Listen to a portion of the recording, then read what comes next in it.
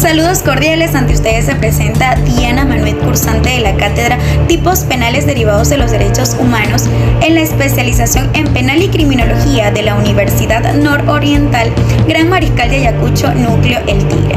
Vamos a conversar un poco acerca de la Convención contra la Tortura, Tratos o Penas Crueles, Inhumanos o Degradantes, que es uno de los tratados internacionales más importantes en materia de derechos humanos contra la tortura.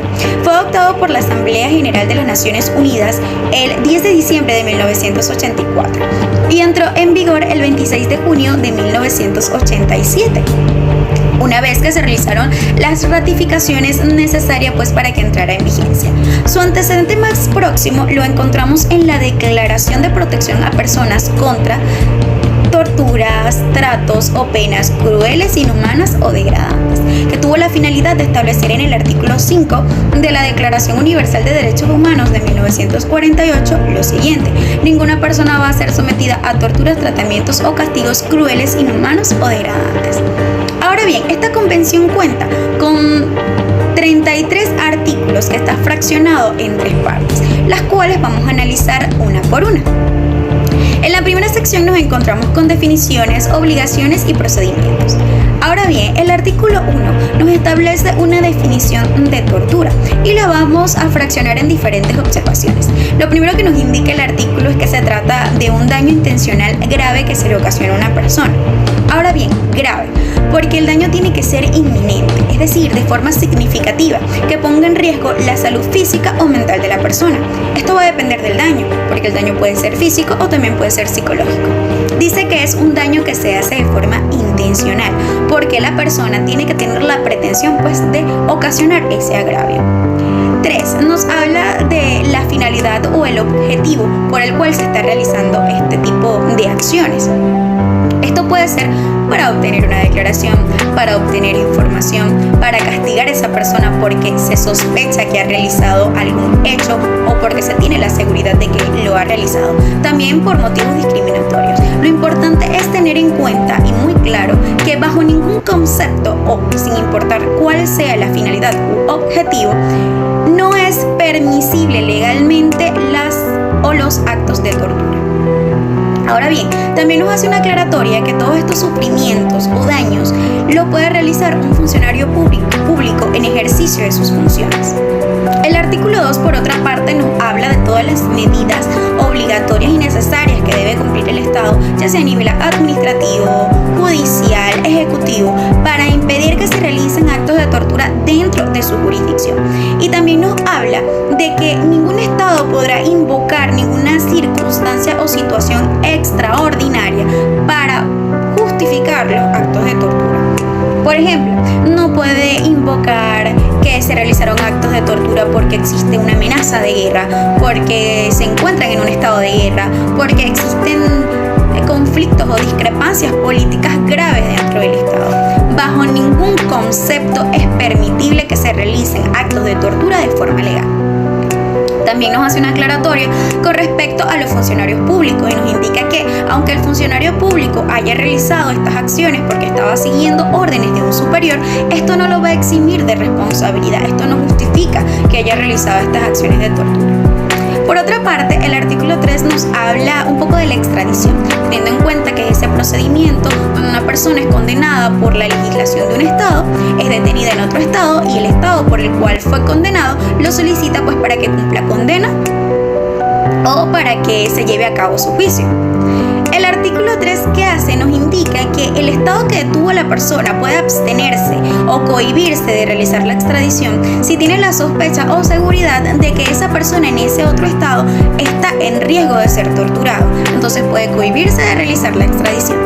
El artículo 4 nos establece una obligación que deben tener todos los Estados partes, de adquirir o establecer en su legislación penal estas conductas de actos de tortura como típicos, es decir, que los establezcan como delitos. El artículo 5 nos establece cuándo las naciones están en la obligación de tomar las medidas legales necesarias. Esto puede ser no solamente cuando estos actos de tortura se realizan en su territorio. Y no solo estamos hablando geográficamente del espacio físico donde se encuentra la nación, sino que esto puede ocurrir en una aeronave del Estado, en un buque que tenga la matrícula del Estado, que la víctima tenga la nacionalidad o que el agresor tenga la nacionalidad de ese Estado. En estos casos, el Estado puede involucrarse, puede decidir legalmente y pues tiene allí esa responsabilidad. Vamos a tratar el artículo 6 y 7 de forma conjunta y nos habla de un breve procedimiento el cual se va a llevar a cabo una vez que es detenida en un Estado parte una persona realizando actos de tortura. Lo primero a considerar es que una vez detenida la persona, esta se va a mantener así hasta que se realice la extradición o se asegure su permanencia. 2. La persona podrá mantenerse en contacto con el Estado al cual pertenece su nacionalidad en cualquier momento que ella quiera. Tiene esa total libertad. O si es una persona apátrida, lo puede hacer también comunicándose con los representantes del Estado en el cual reside. A la persona se le van a respetar todos los derechos y garantías en cualquier fase del proceso, tal como lo establece nuestra Constitución en el artículo 49. Al momento de detenerse a la persona, se tiene que iniciar una investigación preliminar importantísima para el proceso. Además de todo eso, hay que tener en cuenta que el artículo 7 nos establece que, aunque no se realice la extradición, entonces todo este proceso penal se va a llevar a cabo por las leyes penales de la jurisdicción del Estado donde esta persona fue detenida. El artículo 11 entonces nos habla de un programa sistemático por el cual se van a regir los interrogatorios y que estos se tienen que hacer de forma periódica y de forma planificada, pues para evitar también la realización de torturas para extraer información. El artículo o los artículos 12, 13 y 14 nos habla de obligaciones del Estado. Obligación de indemnizar a la víctima. Obligación de realizar una investigación imparcial y una investigación ágil. La obligación de proteger no solo a la víctima, sino también a los testigos en el caso. El artículo 15 nos habla de que bajo ningún concepto se puede aceptar una declaración obtenida mediante tortura, porque esto se obtuvo mediante la realización de un delito y por ende esta prueba es considerada ilícita por la manera en que se obtuvo. El artículo 16 nos habla de todos aquellos actos crueles e inhumanos a los cuales una persona puede ser sometida. Ahora bien, en la segunda parte de la convención nos habla del Comité contra Tortura. Esta es la encargada de la vigilancia y el control contra la tortura a nivel de todos los estados parte. Cuenta con 10 expertos que tienen un periodo de duración en el ejercicio de sus funciones de 4 años, una mesa que cuenta con un presidente, un vicepresidente y un secretario. Acá es importante destacar que cuando se tiene la sospecha de que un Estado o se ha denunciado reiteradamente que en un Estado se están cometiendo actos de tortura, se realiza un subcomité que va a ir a ese Estado a realizar investigaciones necesarias para verificar lo que realmente está pasando en ese Estado.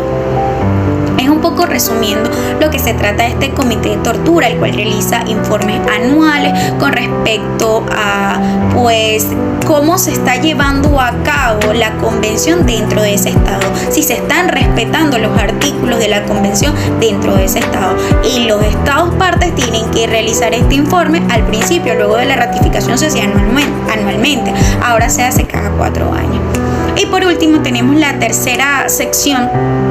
Acá nos establece que se acepta la competencia del comité, que puede ser firmado por todos los estados partes, que se permite o está sujeta a ratificación, que si existen discrepancias entonces pueden acudir a un arbitraje.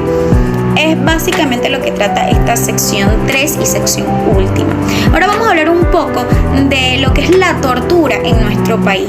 Venezuela es uno de los estados más afectados a este nivel de derechos humanos contra la tortura. En Venezuela se realizan actos inhumanos, actos crueles que se ven todos los días y que se consideran normales. Actos en los cuales las personas, por ejemplo, en el caso de los estados llanos, nos encontramos con que a los delincuentes se les tortura para obtener información y esto se ve de una forma normal, es lo que se ve en el día a día, es lo que se cree que merecen y se ha perdido el respeto por los derechos humanos porque nos dejamos de ver como seres humanos y comenzamos a degradar nuestra propia humanidad. Y esto no solamente lo vemos en los estados llanos, esto lo vemos en cualquier parte del país, esto lo vemos en las cárceles, esto lo vemos en las calles. Es importante recuperar la humanidad del venezolano, porque solo así y solo así se volverá a recuperar el respeto a los derechos de cada uno de nosotros como personas y como ciudadanos. Muchas gracias.